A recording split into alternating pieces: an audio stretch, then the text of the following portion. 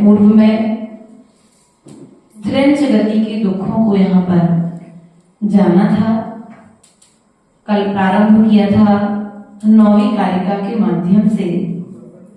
अपने नरकों के दुखों को हमने भोगा है और उन नरकों के दुखों को इतना भोगा है कि भोगने के बाद में भी हम छड़के नहीं है। नहीं इसलिए कह रहे हैं क्योंकि अपन कहते हैं ना नॉर्मल भाषा में कि यदि व्यक्ति कोई दुख भोग ले तो जैसे बच्चा आँख के पास बार बार जाता है और माँ रोकती है, बेटा मत जाओ, बेटा मत जाओ, मत जाओ, लेकिन बच्चा सुनता नहीं है। तो माँ फिर क्या करती है, उस बच्चे का थोड़ा सा अपना हृदय कठोर करके बच्चे के हाथ को दीपक के पास लगा देती है। तो बच्चे को महसूस होता है कि मुझे कुछ दर्द, फिर वो द्वारा उस दीपक के पास जाता है क्या? नहीं जाता है। लेकिन हमारी कहानी तो उस बच्चे से भी गई गुजरी है कि नहीं है? देखो तुम्हारे ऊपर नहीं मानी, कहानी अपन सबकी चल रही ना। अपनी कहानी तो उस बच्चे से भी गई गुजरी है। इसलिए है क्यों बच्चा तो एक बार समझ जाता है कि अब यहाँ पर मुझे कष्ट है, मुझे दुख है, इसलिए मुझे उस दीपक के पास जाना नहीं है। लेकिन हमारी स्थिति ऐसी है कि हमने अनंत अनंत बार दुखों को भोगा है, नरकों के दुखों को भोगा है, लेकिन पुनः फिर उसी में जाने की तैयारी। बोलो उस बच्चे से भी गई गुजरी हमारी स्थिति। क्योंकि बात हमें एक बार में समझ में, अर्थात बात समझ में ना आने का कारण क्या है? श्रद्धान में कमी। किसमें कमी है भैया? श्रद्धान में कमी होने के कारण रविसेन आचार्य भगवंत ने पद्म पुराण ग्रंथ राज में लिख दिया किया है कि जो रात्रि में भोजन करता है वह नरकों की वेदना को सहन करता है।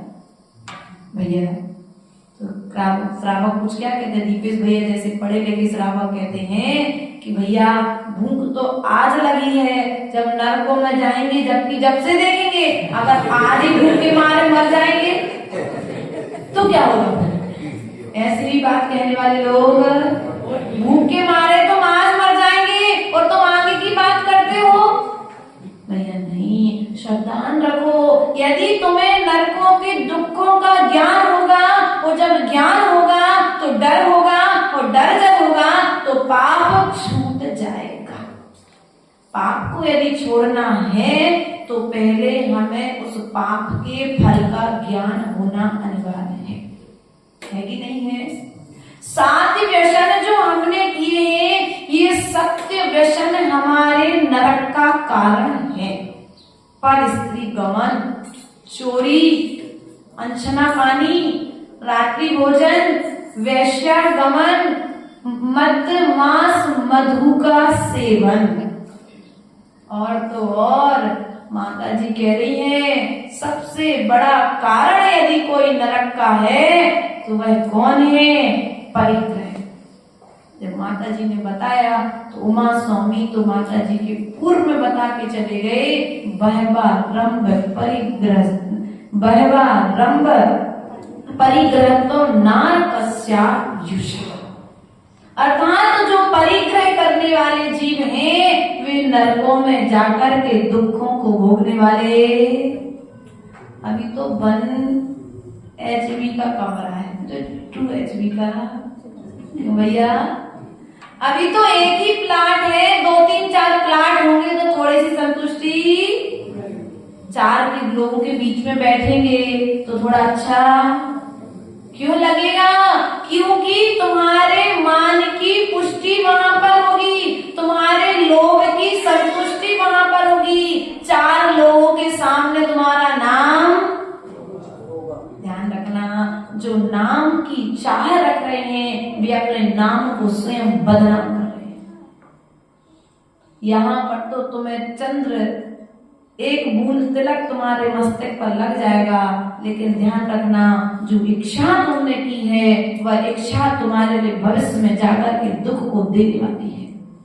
इसलिए परिग्रह परिमाण व्रत की चर्चा अगले ढाल में पंडित दौलत राम जी करेंगे। इसलिए नरक का कारण है परिग्रह।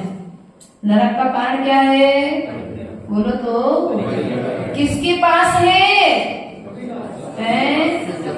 नहीं, ऐसा नहीं कह सकते, ऐसा नहीं कह सकते, क्योंकि जिनके पास में परिग्रह है, जब आप संजय पंडित जी के पास में जाओगे तो वे बता देंगे भैया तुम्हारी कुंडली देख करके कि तुम्हारी इस ग्रह की दशा चल रही है तो वे ये तुम विधान करो, ये पूजन करो, ये सुधार करो, ये पाठ करो, आदि आदि व्यवस्था बता देंगे।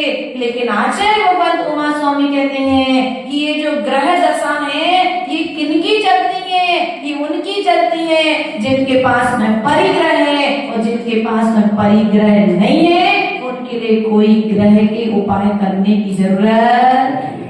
अरे एक बहुत चल रहा काल सर्प योग, कौन सा योग चल रहा पंडित जी आजकल? काल सर्प योग। भैया मुनिराजों को कोई काल सर्प योग नहीं लगता, माता जी को कोई काल सर्प योग नहीं लगता। क्यों नहीं लगता? क्योंकि उनके पास में किसी भी तरह का परिग्रह, और तुम्हारे लिए लगता है क्या? इसलिए प्रिय बंधुओं ध्यान रखना, यदि तुम्हें नरकों के दुखों से बचना है तो थोड़े थोड़े परिग्रह का त्याग करना प्रारंभ करो।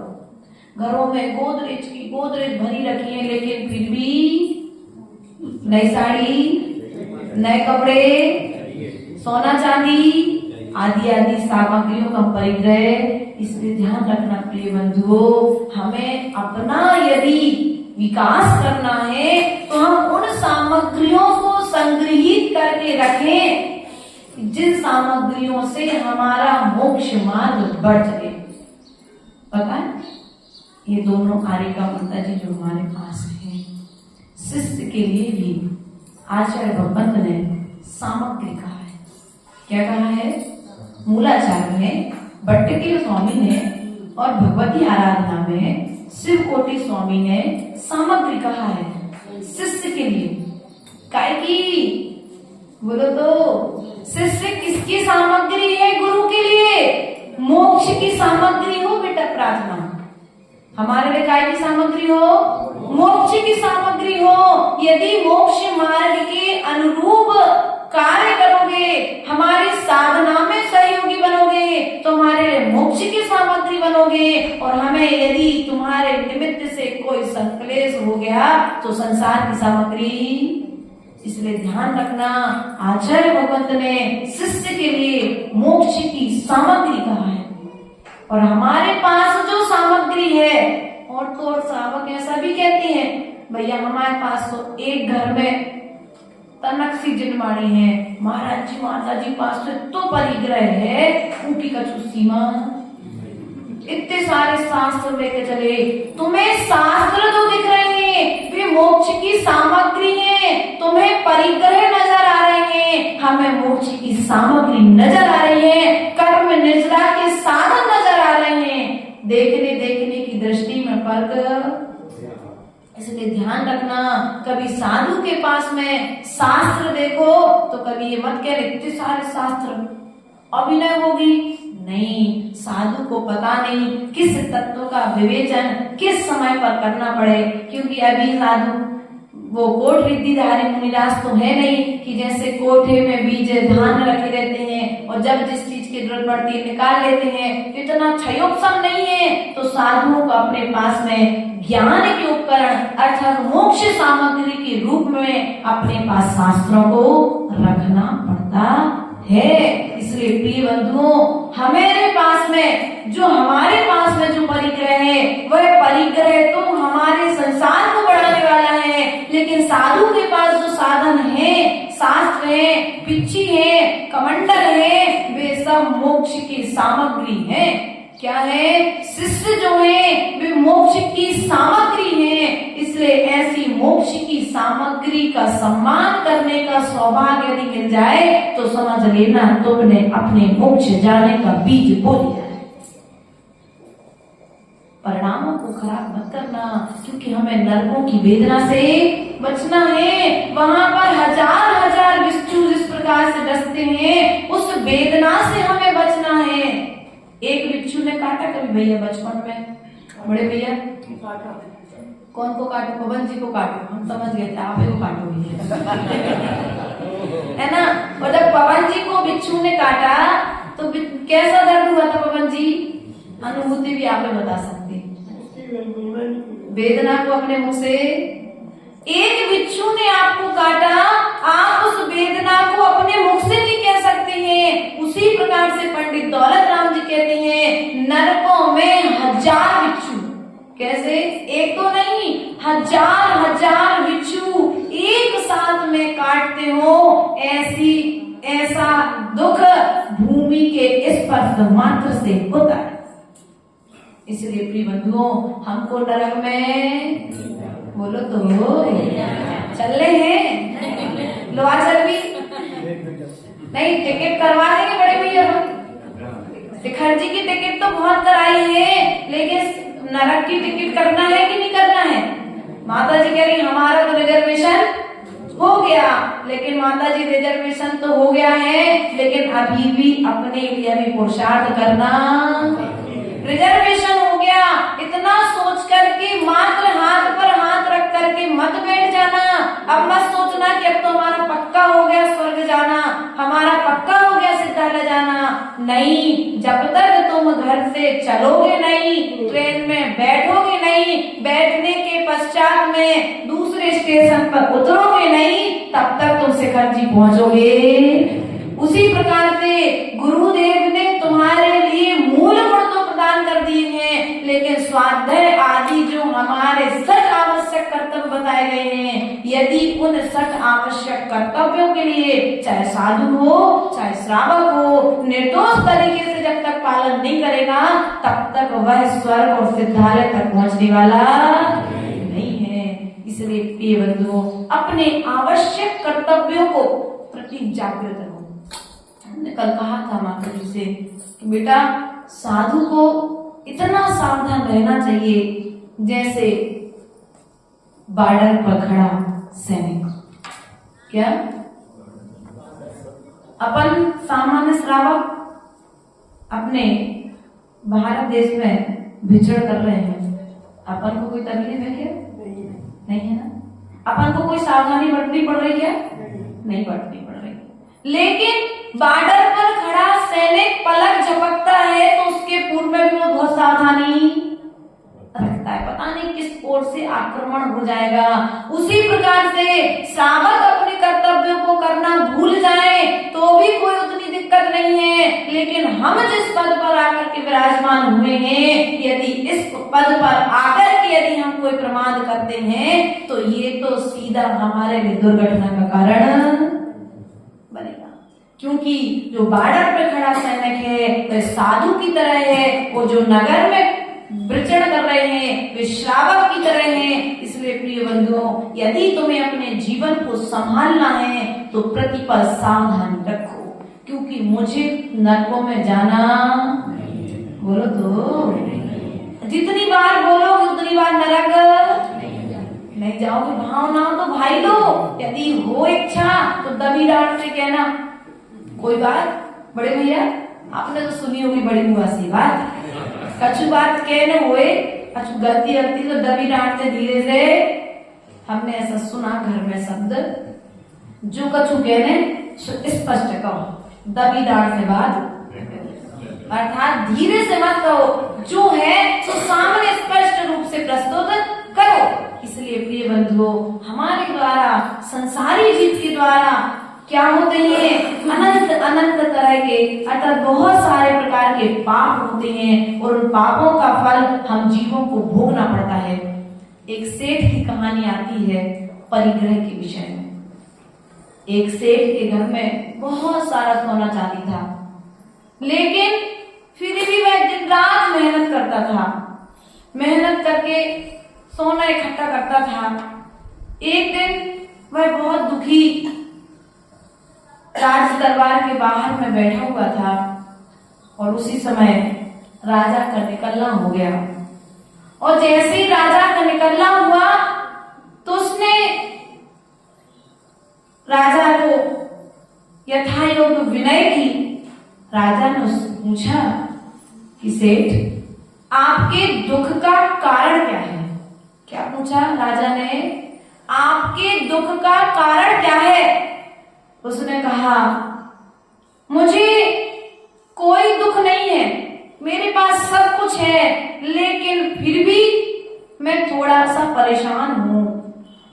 राजा ने कहा तुम्हारे पास बच्चे अच्छे हैं, खेती अच्छी है, खाने के लिए भोजन अच्छा है, पहनने के लिए कपड़े अच्छे हैं, घर में कार्य करने वाले नौकर चाकर हैं, फिर भी तुम्हारे लिए आकुल व्याकुलता किस चीज की है? तो सेठ ने कहा मैं आपको ये बात यहां पर नहीं बता सकता, आप मेरे घर पर जाइए।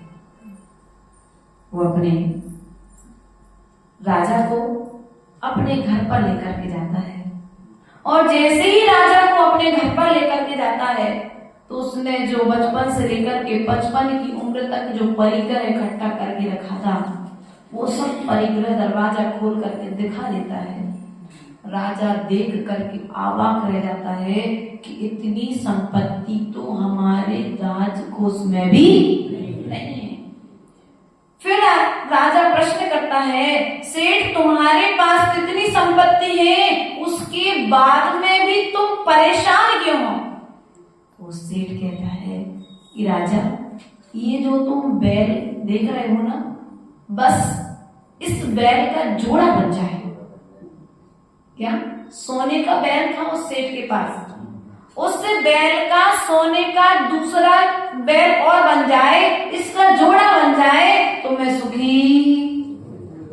बताओ पूरा कमरा सोने से, लेकिन परिग्रह संज्ञा, अभी लोभ संज्ञा भीतर से, अभी और सोना चाहिए और परिग्रह चाहिए, ऐसा परिग्रह इकट्ठा करने वाला व्यक्ति कहाँ जाएगा? लोभ के बल पर नीच गति को प्राप्त हो जाकर के वहां पर भंडार की जीव बात तुम्हारा परिग्रह कबूल करवाएंगे कि परिग्रह तुमने किस प्रकार से इकट्ठा किया है। इसलिए प्रिय बंधुओं, परिग्रह के लिए यदि तुम्हें परिग्रह पाप को यदि तुम त्याग करोगे तो निश्चित ही शुभ गतियों को प्राप्त करोगे। तहाँ राज श्रोणित वाहिनी क्रमी कुल कलित देह गाहिनी, अर्थात पीप और खून की नदियां वहां पर बहने वाली हैं। उसमें छोटे छोटे कीड़े भरे हुए रहते हैं। सेमर तरुदर जुत असी पत्र, क्या कह रहा है यहाँ पर? यहाँ पर जो नरक है, चलिए अपन नरक यहाँ पर प्रारंभ करते हैं। नरक को नरक के तरीके से पढ़ते हैं। नरक कितने होते हैं? बोलो तो 4 तो नहीं होते, कितने होते हैं? 7। नरक 7 होते हैं। उन 7 नरकों में प्रथम नरक रत्न प्रभा, शर्करा, बालुका, पंक, धूम, तम और महता। इस प्रकार से 7 नरकों की व्यवस्था आगम में अर्थात 3रे अध्याय में तत्काल सूत्र में उमा स्वामी महाराज ने त्रिलोक प्रणति आदि ग्रंथों में बतलाई गई है। रत्न प्रभा नरक किसे कहते हैं? अर्थात जो रत्न के समान आभा वाला है उसे रत्न प्रभा। बालुका प्रभा अर्थात जो रेत के समान आभा वाला है वो बालुका प्रभा। रत्न प्रभा रत्न शर्करा प्रभा अर्थात जो शर्करा के समान आभा वाला है। शर्करा मतलब शक्कर। उसके पश्चात में पंक अर्थात जिसकी आभा कीचड़ के समान है। कीचड़ के समान जहाँ पर व्यवस्थाएं है वो कौन सा हो गया? पंक प्रभा। धूम प्रभा जो धुएं के सादृश है वो धूम प्रभा। तम प्रभा अर्थात जो अंधकार, एक सामान्य अंधकार होता है और एक घोर अंधकार होता है। ऐसे तम प्रभा अर्थात जो अंधकार से वेष्टित है वो तम प्रभा 6वां नरक, और महातम प्रभा जो घोर अंधकार से वेष्टित है ऐसा महातम प्रभा नरक। यहाँ पर 7वें नरक की व्यवस्थाएं बताई गई हैं। अर्थात ये जो 7 नरक हैं, ये 7 नरक कितने राज्यों में है? 7 नरक 6 राज्यों में है। कितने राज्यों में है? नीचे का स्थान, यदि आपको ये चित्र दिख जाए, हमारा एक छोटा सा चित्र दिख रहा है, हमने तो अपनी समझ के लिए बना लिया था। ये जो है इतना, ये 7 राज्य में, कितना है ये 7 राज्य है। लेकिन 7 राज्य में जो एक राज्य है वह एक राज्य में क्या है? कलकल भूमि है। कलकल भूमि अर्थात जहाँ पर निगोदिया जीवों का निवास है। अर्थात ऐसे 7 नरक जो है, ये 7 नरक 6 राज्यों में विद्यमान हैं। यहाँ पर ये जो पटल अर्थात ये जो 6 राज्य है, ये जो 7 नरक हैं, कितने पटलों में विस्तृत हैं? पटल अर्थात लेयर अर्थात मंजिल, जिस 1 मंजिल, 2 मंजिल, 3 मंजिल, 4 मंजिल, 5 मंजिल, 6 मंजिल, 10 मंजिल आदि तक अपन मकान वर्तमान में बना लेते हैं। और तो और अगर बड़ी बड़ी अपने और इंदौर में भीतर जाके देखो तो 15 मंजिल तक अब यहाँ पर व्यवस्थाएं देखने में आती हैं। बम्बई आदि में जाओगे तो 25-25, 40-40 मंजिले के मकान वहां पर देखने को मिल जाते हैं। तो यहाँ पर कहते हैं ये जो नरक है, नरक में कितने पटल हैं? 49। कितने पटल है? कुल कितने हैं? 49। कितने पटल है? 49 पटल है। 49 पटलों में पहले नरक में कितने पटल हैं? तो पहले नरक में कहते हैं 7 पटल हैं, दूसरे नरक में 11 पटल हैं, तीसरे पटल में 9 है, तीसरे नरक में 9 पटल हैं, चौथे नरक में 7 पटल हैं और पांचवें नरक में 5 पटल हैं, छठवें में 3 और 7वें नरक में 1 पटल मात्र है। उसके पश्चात में यहाँ पर जो ये पटल है, तो पटल में विमान भी तो होंगे। विमान जहां पर नरकों के रहने का स्थान। जैसे तुम्हारे रहने का एक स्थान, एक मकान है, ऐसे नारकी जीवों के रहने का भी तो कोई एक स्थान होगा। तो नरकों के रहने के स्थान को बिल कहते हैं। क्या कहते हैं? नारकी जीवों के रहने के स्थान को बिल कहते हैं। तो ऐसे बिल पहले नरक में कितने बिल हैं? तो यहाँ पर बताते हैं कि पहले नरक में यहाँ पर जो बिलों की संख्या है वो कितनी है? 30, 25, 15। पहले नरक में कितने बिल? 30। दूसरे नरक में कितने? 25। तीसरे नरक में 10। तीसरे नरक में 15। चौथे नरक में 10 और पांचवें नरक में 5 कम 3। पांचवें नरक में 3 बिल और छठवें नरक में 5 कम 1 लाख बिल और सातवें नरक में कुल 5 बिल पाए जाते हैं। प्रिय बंधुओं, उन बिलों में हम अनंत काल से रह करके आ चुके हैं। फिर से जाना क्या? बोलो तो दिखाए थे ना आपको उस दिन, भैया ने डीवीडी पे आपको एलईडी लगाई थी। उस दिन आपने देखा था ना बिल किस प्रकार से होते हैं, नार की जीभ किस प्रकार से एक दूसरे को वेदनाएं देते हैं। अब यहाँ पर कहते हैं कि ये जो बिल है, इन बिलों का विस्तार कितना है?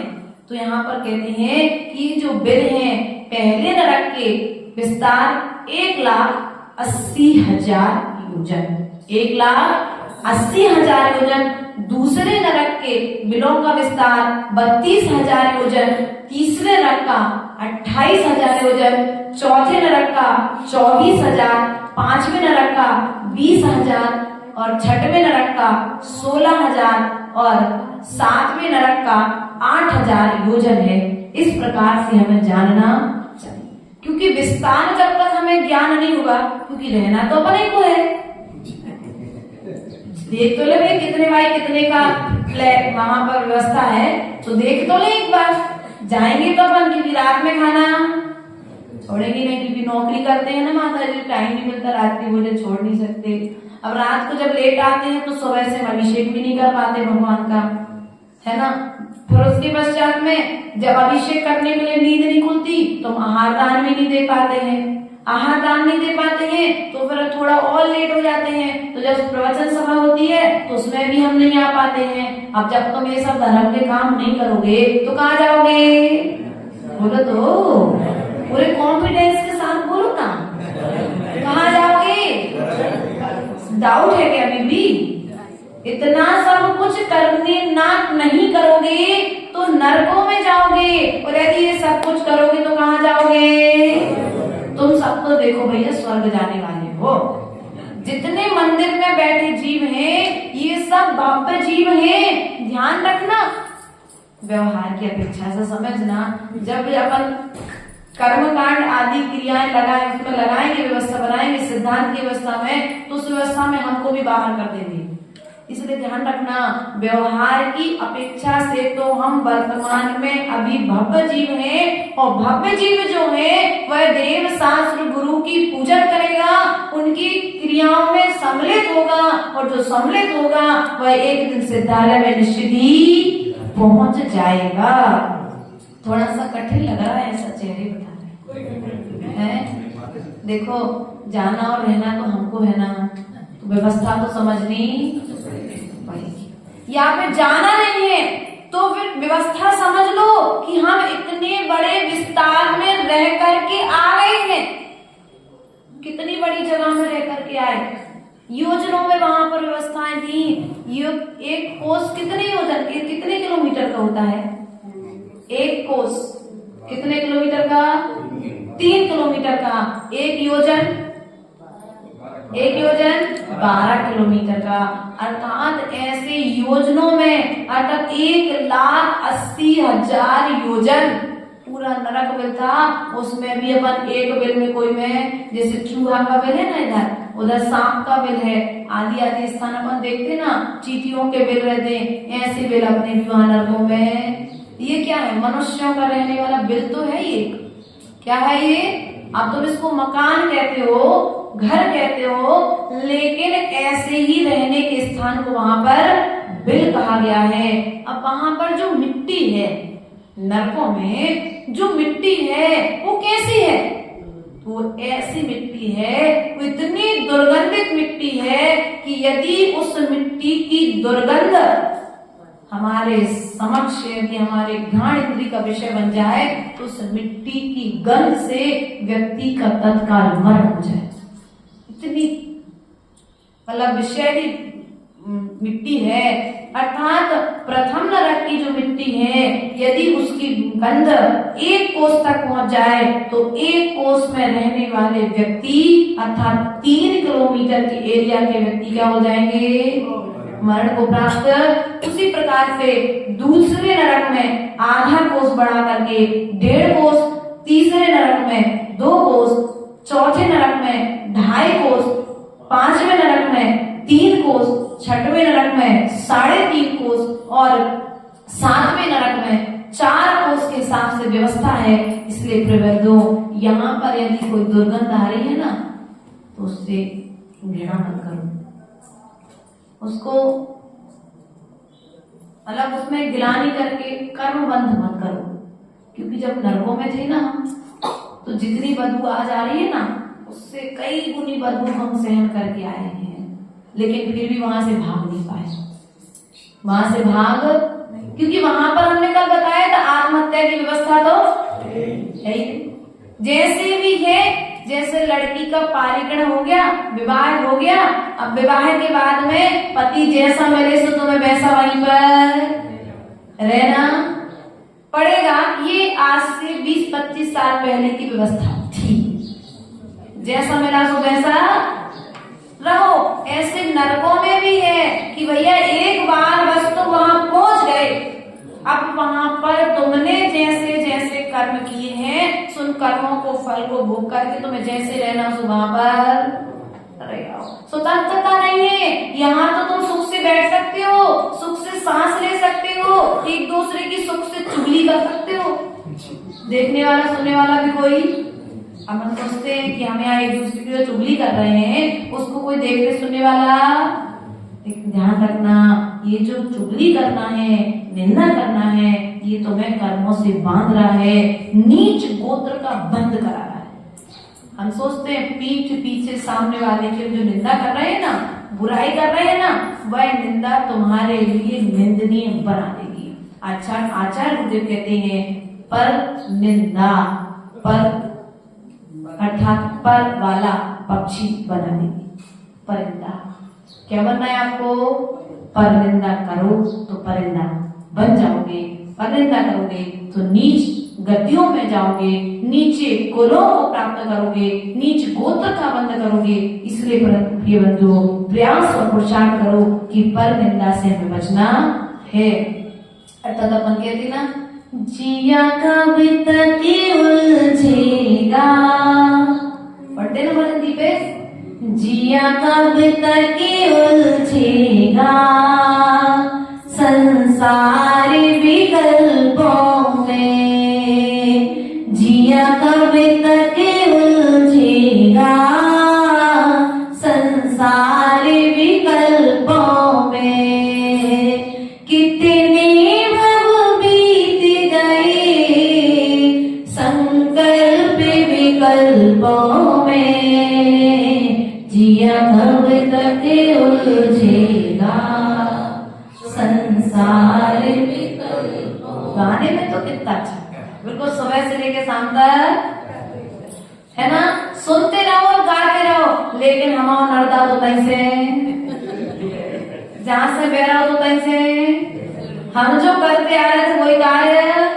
तो बुंदेलखंडी में कहावत है कि किसी व्यक्ति को यदि कोई गलत कार्य करने से रोको तो वो सुनता नहीं है।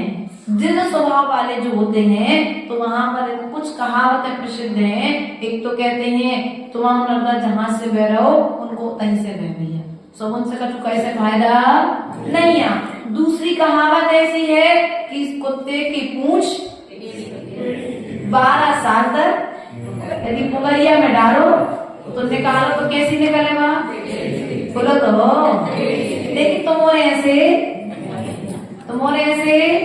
सुधर जाओगे, क्योंकि तुम्हारे बीच से तो हम उठ करके आए हैं। और इन सब में से बीच में से आज नहीं तो कल, कल नहीं तो परसों, परसों नहीं तो किसी ना किसी एक भाव में संयम को धारण करके मोक्ष। आप लोग जिद्दी तो नहीं हो। अपने सामर्थ्य को प्रकट करने का प्रयास करो, कसायों को छोड़ने का प्रयास करो, तो निश्चित ही हम नरक गति के दुखों से बच जाएंगे और पुनः हम कल नरक के विषय में समझने का प्रयास करेंगे। बोले परम पूज्य जय गुरु विभव सागर जी महाराज की।